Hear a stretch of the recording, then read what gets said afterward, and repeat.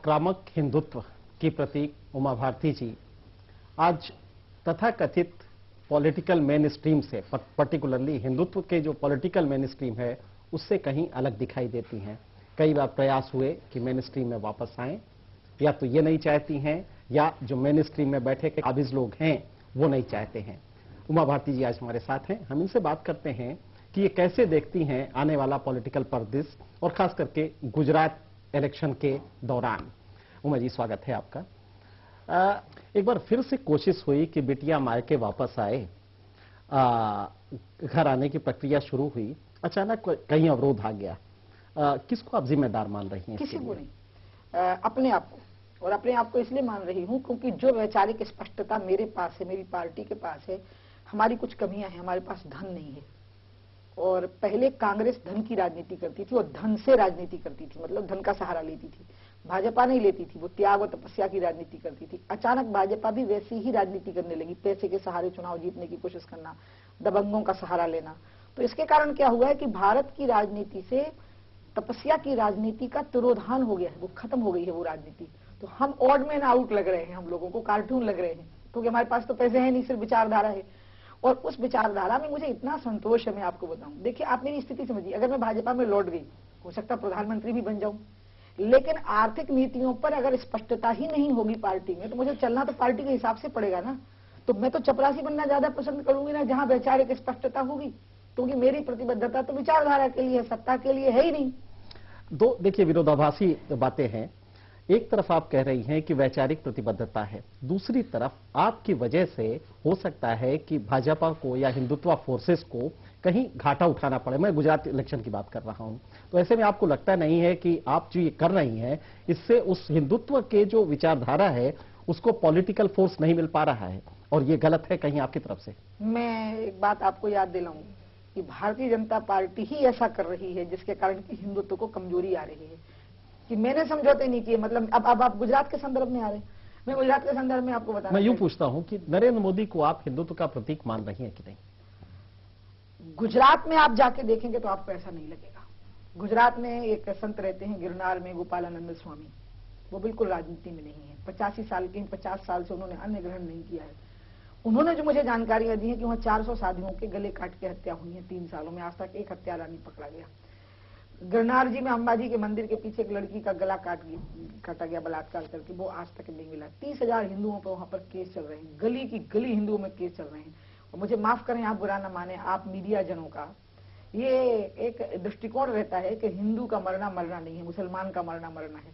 तो आपने अभी ये तो गिना ही नहीं है कि गुजरात में हिंदू कितने मरे हैं। अब आप मोदी की तरफ खड़े होकर देखें तो एक तरफ उस आदमी पे इंटरनेशनली हेट सिंबल है वो सेकुलर फोर्सेस का, कि आदमी तमाम मुसलमानों को मरवा दिया। ये एक तरफ आरोप है, आप तरफ दूसरी तरफ आरोप लगा रही है कि 30,000 हिंदुओं पे परसिक्यूशन हुआ। तो दोनों में कहीं विरोधाभास है। तो मोदी को आप कहां खड़ा पाती हैं? ये जो विरोधाभास है, ये जो मीडिया माइनॉरिटिज्म को ही सेकुलरिज्म मानता था, अल्पसंख्यकवाद को ही धर्मनिरपेक्षता मानता था, उस मीडिया ने नरेंद्र मोदी का चेहरा बना दिया। क्योंकि उन्होंने हिंदू किलिंग को कभी डिक्लेयर ही नहीं किया कि वहां हिंदू मरे हैं। उनने सिर्फ मुसलमानों को ही पूरे टाइम वो पेंट करते रहे, क्योंकि वो बीजेपी को बदनाम करना चाहते थे। उस चक्कर में उन्होंने नरेंद्र मोदी को हिंदुओं का हीरो बना दिया, जबकि हिंदुओं को ये पता ही नहीं है कि वहां हिंदू ज्यादा मर गया है, और वहां पर हिंदू अभी भी ट्रायल फेस कर रहे हैं। और याद रखिए, जब मैं चीफ मिनिस्टर थी तो मैंने पहले सत्र में विधानसभा में अनाउंस किया कि जितने झूठे केस भाजपा के कार्यकर्ताओं पर बने, हम 90 दिन में वापस करेंगे।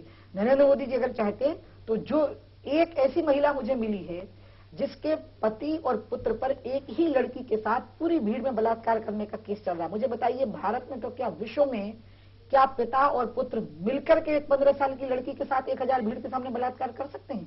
और वो महिला नरेंद्र मोदी के दरवाजे पर सिर पीट पीट के रोई है, उसकी सुनी तक नहीं गई।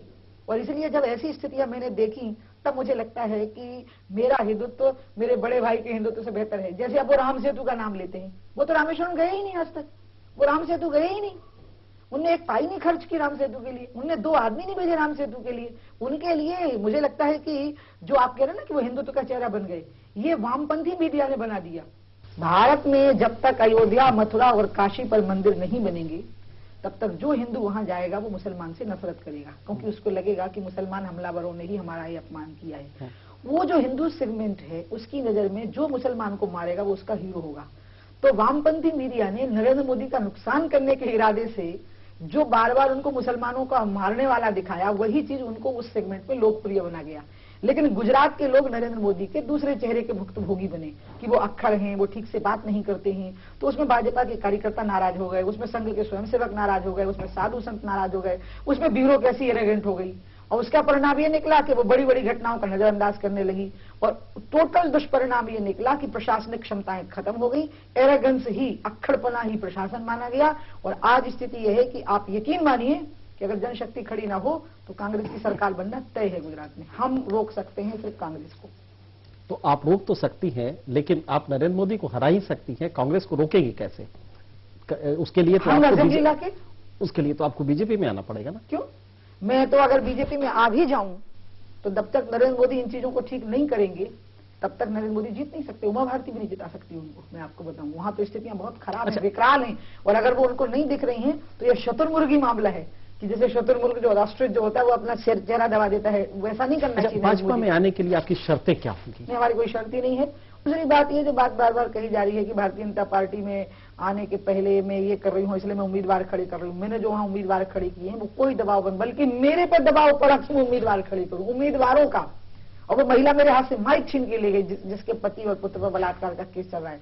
इसलिए ये जो भी झूठे प्रचार कर रहे हैं मैं उनको महानीच महादुष्ट कहूंगी। एक प्रयास हुआ था, पेजावर स्वामी जी ने आपसे भी अपील किया था, बीजेपी से भी किया था, शायद कहीं वो रुक गया, लेकिन क्या इस प्रक्रिया को फिर से बढ़ाया जा सकता है और फिर से एक बार बीजेपी में आपके आने का मार्ग प्रशस्त हो सकता है?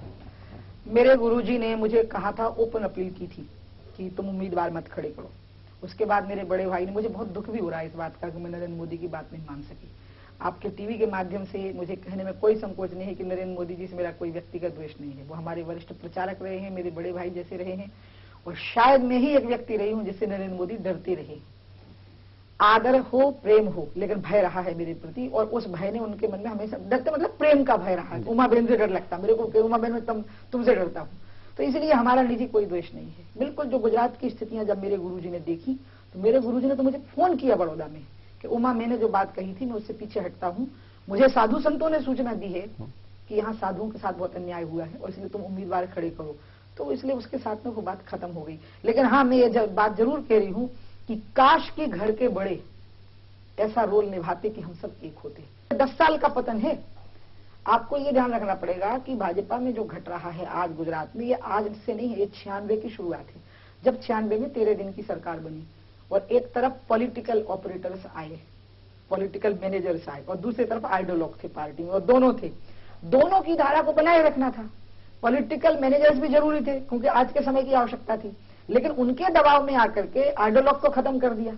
तो ये जो संवादहीनता की स्थिति रही 96 से जो शुरू हुई, आइडियोलॉग एक तरफ किए गए, पॉलिटिकल मैनेजर्स लीडर्स की जगह लेते गए, और अंत ये निकला कि प्रमोद महाजन के सिर पर हाथ रख दिया, उमा भारती को बाहर कर दिया। अब रो रहे हैं कि वापस आओ।